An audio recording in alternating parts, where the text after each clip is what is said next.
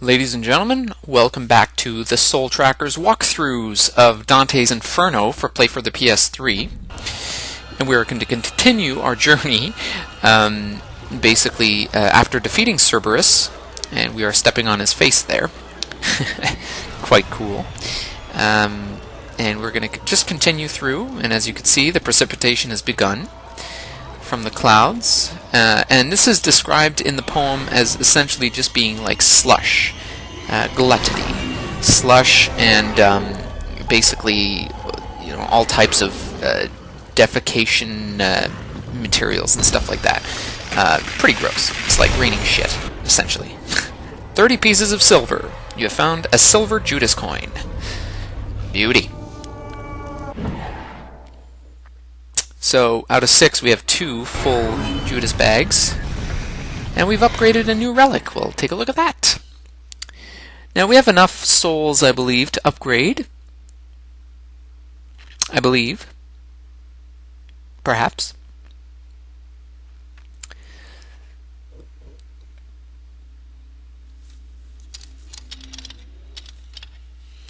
Sacred Quake is 2,500 souls cost, so pressing L2 plus circle while in the air will crash Dante down in a focus attack that stuns nearby enemies. I think we're going to get the Sacred Quake. Confirm upgrade. And one last one, Sacred Quake level 2 costs 2,000 souls. Sacred Quake will do more damage and have a longer stun. And that's exactly what we want as well. Confirm upgrade. And now we have all of level 2 upgrades. Level 3 is completely empty, but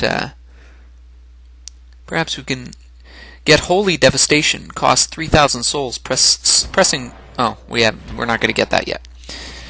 All right. So now level 0, level 1, and level 2 upgrades have been dealt with. Let's take a look at our bestiary, shall we? Take a look at what it says for Cerberus. Cerberus is this three-headed monster stands guard before the third circle, rending and flaying the sinners condemned to its post. No soul may pass without confronting the beast. Well, alrighty. And I believe we've already taken a look at, well, Gluttony. For the ruinous fault of gluttony, so are these sad souls broken by the rain and the mud.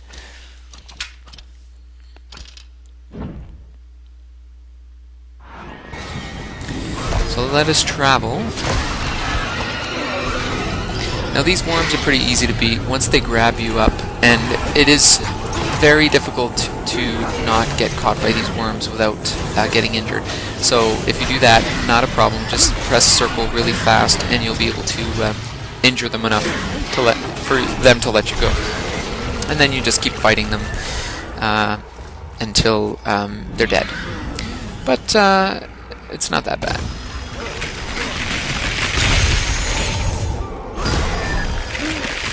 As you can see there, it's very slushy and very dirty, and I just killed myself. Let us descend now into the blind world. Oops.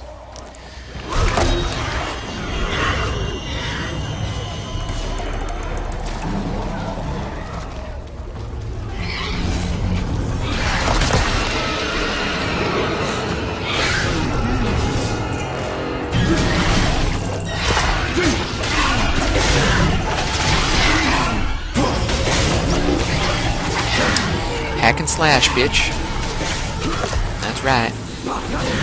Fuck him up. I don't know about you guys, but it does look like a giant penis still that you're fighting. 30 pieces of silver again. And of course, it gives you a whole whack of souls there. Upgraded. And we might have to get those upgrades that we bought before, but I'm not gonna talk about those souls. I've already discussed them with you.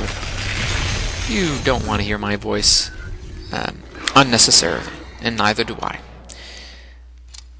And yes, as I said, we are probably going to get these again, the Sacred Quake and the Sacred Quake 2. So let us just get those things. Alright. But our holy level powers are definitely increasing, as you could tell. Dante's getting stronger. And he has to, because the final battle will not be a picnic, let me tell you. Oh, I think we just got another upgrade there. That'll be kind of cool.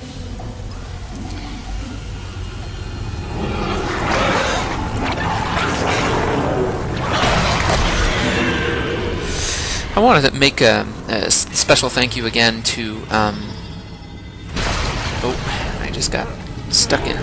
Oops. I want to give a special thanks to my girlfriend again. She's definitely the most important person in my life, and I really love her, and I love the way she loves me too. If you want to look at her channel too, she does have a channel on YouTube. It's called La Vie Temporaire, and she is definitely she's definitely a blogger. She definitely wants to contribute a lot of her time to just sharing her stories and her ideas and stuff like that with others. And it's very great. So if you want to look her up, by all means, she's there. And yeah, her name on YouTube is La Vie Temporaire. So check her out. Yeah, she's one of my avid viewers, and I adore her. So, oh, look at that! Totally got rid of, like, stunned like 2 worms all at once. It's crazy. Look at that, 77 hits, 80 hits, 86 hits, and that'll be the end of that because we got caught.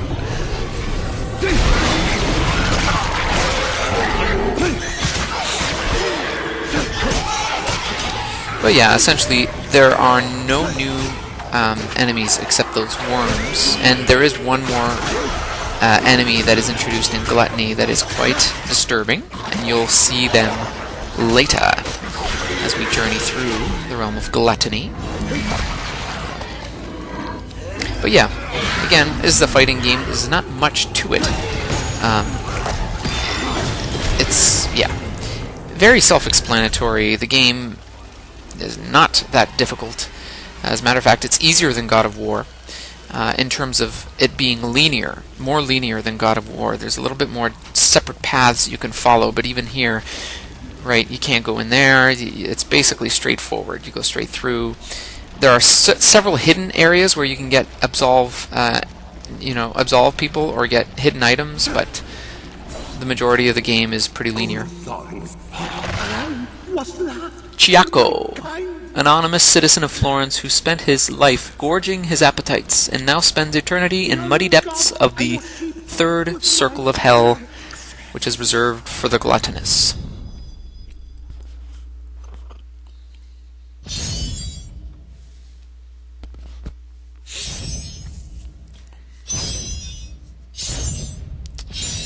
I believe there is no other boss battle in Gluttony, in the Circle of Gluttony. There was just Cerberus, and that was at the beginning of Gluttony. So, and you see now that when you absolve people, there are those little darker souls that if you hit them, you can lose a lot more souls than usual.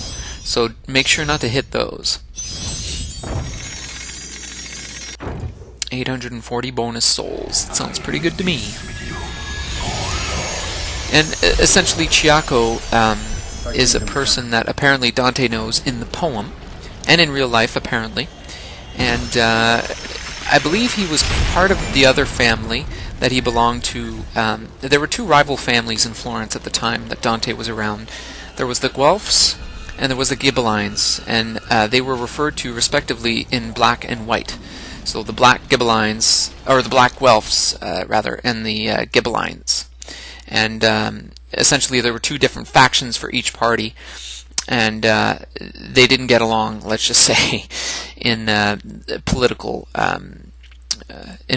aspirations. And so Dante was challenging his own party as well as the rival party that he was told that he had to be against.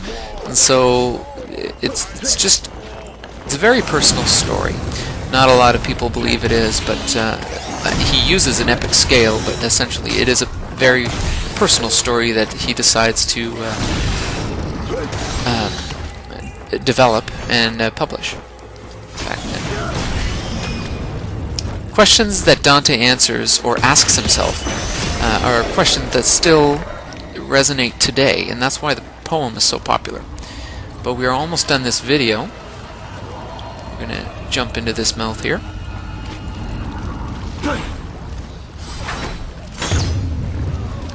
We're going to absolve another person here. Claudia, a soul filled with grime and smut, this notorious gambler, seducer, and drunkard of Rome left a repulsive trail of rot in her wake. Claudia, let's absolve her. And I believe I will be ending the video basically as soon as I've done absolving Claudia. And so, yeah. Again, post comments if you would like to see something new, different in these walkthroughs. I try to be as informative as possible, given the sake that I don't want to forsake any cinematic the game has to offer. It's a pretty, easygoing game. Not a lot of cinematics, but I just do it on the side. And yeah, post comments of anything you'd like me to add, or subscribe. Please subscribe. Blessed mercy. And I will do my best to do the changes that you want, or add anything that you would like for me to add. Other than that, thank you very much. This is the Soul Trackers walkthrough for Dante's Inferno.